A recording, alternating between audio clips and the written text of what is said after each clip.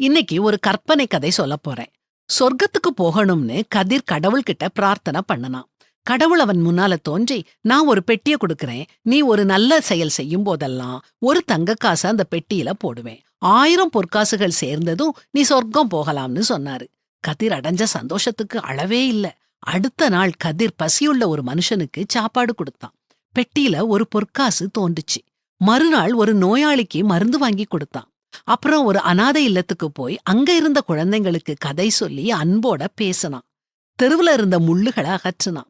ஒரு முதியவர் சாலைய கடக்க உதவுனான். ஆடு மாடுகளுக்கும் பறவைகளுக்கும் இறை கொடுத்தான். கண் தெரியாத ஒருத்தரை கூட்டிட்டு போனான். இப்படி பல நன்மைகளை கதிர் செஞ்சுகிட்டே இருந்தான்.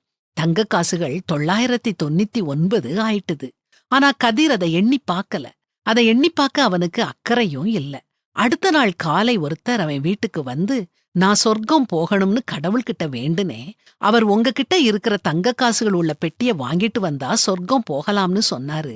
அந்த பெட்டிய தயவு செஞ்சு கொடுப்பீங்களான்னு கேட்டாரு. ஓ, தாராளமா எடுத்துட்டு போங்கன்னு சொல்லி கதிர் அந்த பெட்டிய அவர்கிட்ட கொடுத்தான். அந்த பெட்டியில 1000 பொற்காசுகள் இருந்துச்சு. அத பார்த்த அந்த மனுஷர், நீங்க சொர்க்கம் போக கஷ்டப்பட்டு 1000 பொற்காசுகளை சேகரிச்சு வச்சிருக்கீங்க. அத என்கிட்ட கொடுக்க உங்களுக்கு கஷ்டமா இல்லையா அப்படின்னு கேட்டாரு. அதுக்கு கதிர், இல்லவே இல்ல.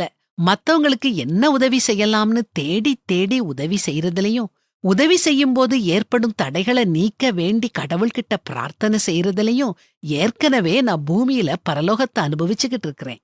நீங்க பெட்டியை எடுத்துட்டு போங்கன்னு சொன்னான். நாமும் மனசார மத்தவங்களுக்கு உதவி செஞ்சு இந்த பூமியிலேயே சொர்க்கத்தை அனுபவிப்போம். உன்னிடத்தில் கேட்கிற எவனுக்கும் கொடு, உன்னுடையதை எடுத்துக்கொள்ளுகிறவனிடத்தில் அதை திரும்ப கேளாதே அப்படின்னு பரிசுத்த வேதாகமும் அறிவுறுத்துது.